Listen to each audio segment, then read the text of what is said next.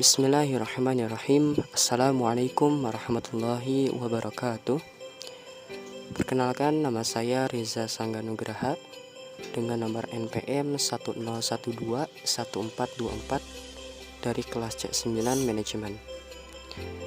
Video ini dibuat untuk memenuhi tugas evaluasi tengah semester Pendidikan Agama Islam. Materi atau pembahasan yang ada di dalam video ini yaitu mengenai Ma'rifatur Rasul, mengenal Rasul. Ma'rifatur Rasul, mengenal Rasul. Manusia sangat membutuhkan yang namanya seorang Rasul. Manusia sangat butuh orang yang pantas untuk diteladani.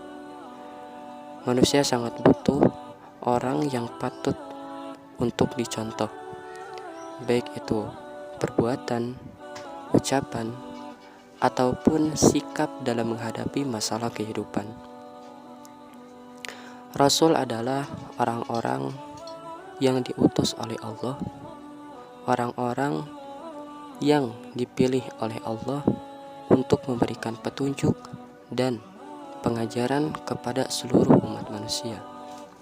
Dan Rasul merupakan orang-orang yang diberikan keistimewaan dan kemuliaan oleh Allah Subhanahu wa Ta'ala.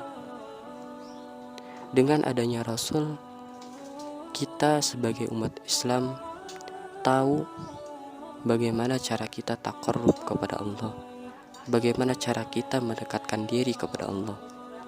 Dengan adanya Rasul, kita bisa tahu bagaimana cara kita beribadah kepada Allah. Dan dengan adanya Rasul, kita tidak akan merasa ragu lagi mengenai bagaimana cara kita beribadah kepada Allah dengan benar. Nabi dan Rasul. Nabi dan Rasul adalah orang-orang yang sama-sama menerima wahyu dari Allah. Mereka para rasul adalah orang-orang yang dipilih oleh Allah dan diutus ke alam dunia ini dalam keadaan diistimewakan dan diberikan kemuliaan oleh Allah Subhanahu wa Ta'ala. Nabi dan Rasul memiliki beberapa perbedaan. Salah satu perbedaan antara Nabi dengan Rasul adalah Nabi adalah orang-orang yang menerima wahyu dari Allah dan hanya untuk dirinya sendiri. Sedangkan Rasul adalah orang-orang yang menerima wahyu dari Allah dan harus menyampaikannya kepada umatnya. Itulah salah satu perbedaan antara Nabi dengan Rasul. Mengenai jumlah Nabi dan Rasul, sebenarnya jumlah Nabi dan Rasul cukup banyak, namun yang wajib diketahui hanya beberapa. Jumlah Nabi itu kurang lebih ada 124.000, namun yang wajib diketahui yaitu ada 25. Yang pertama yaitu Nabi Adam alaihissalam sampai Nabi ke-25 yaitu Nabi Muhammad sallallahu alaihi wasallam.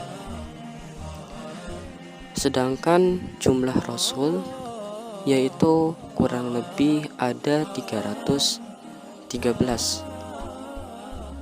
Namun yang wajib diketahui yaitu ada 5. Untuk 5 Rasul ini, para Rasul ini yang 5 memiliki sebutan yang khusus, yaitu disebut dengan ulul ajmi.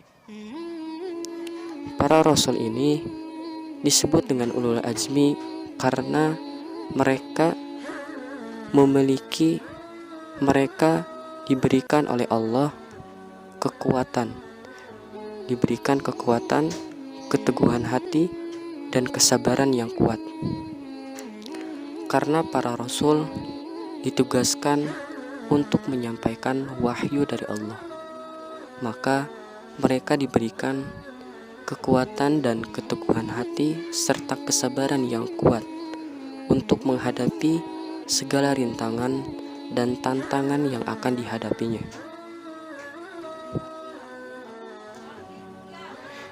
Tugas-tugas dan sifat-sifat Rasul. Setiap Rasul memiliki beberapa tugas, yaitu diantaranya ada 2. Yang pertama tabligh, yaitu menyampaikan, dan kedua mendidik dan membimbing. Tugas pertama seorang Rasul yaitu tabligh atau menyampaikan. Maksudnya adalah setiap Rasul wajib menyampaikan apa yang telah diwahyukan oleh Allah. Hal yang wajib disampaikan yaitu mengenai ma'rifatullah, yaitu memperkenalkan hakikat Allah. Kedua, yaitu menyampaikan tauhidullah, yaitu meyakini bahwa Allah adalah satu-satunya Tuhan mereka. Dan ketiga adalah basyir wa nadhir, yang artinya memberi kabar gembira dan peringatan kepada seluruh umatnya. Dan tugas yang kedua seorang Rasul adalah mendidik dan membimbing, memperbaiki jiwa dan membersihkan serta meluruskan dari hawa nafsu yang memiliki sifat-sifat tercela, meluruskan akidah serta fitrah yang menyimpang dari Islam, dan memimpin umat dengan menjalankan metode Rabbani. Sifat-sifat Rasul.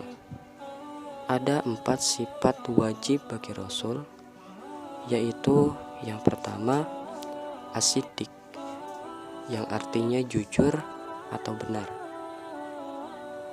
Seorang Rasul pasti memiliki baik itu ucapan ataupun perbuatannya selalu benar dan jujur. Yang kedua, sifat wajib bagi Rasul adalah fatonah, yaitu cerdas. Setiap Rasul pasti memiliki kecerdasan yang berbeda dengan manusia biasa, karena seorang Rasul harus mampu membuat strategi, baik itu strategi perang ataupun strategi mengenai bagaimana umatnya bisa dan mau menerima ajarannya. Yang ketiga adalah amanah, yaitu terpercaya. Seorang Rasul pasti dipercaya, dan tidak mungkin seorang Rasul memiliki sifat khianat. Dan yang keempat, sifat wajib bagi Rasul adalah tabligh, yaitu menyampaikan. Seorang Rasul adalah orang yang menerima wahyu dari Allah, dan dia harus menyampaikan apa yang telah diwahyukan Allah kepada mereka. Itulah sifat-sifat yang wajib bagi seorang Rasul. Cukup segitu yang bisa saya sampaikan. Mohon maaf apabila ada kekurangan dari tutur kata ataupun kalimat yang kurang jelas. Untuk lebihnya semoga bisa diterima. Sekian dari saya. Wabillahi taufiq wal hidayah. Wassalamualaikum warahmatullahi wabarakatuh.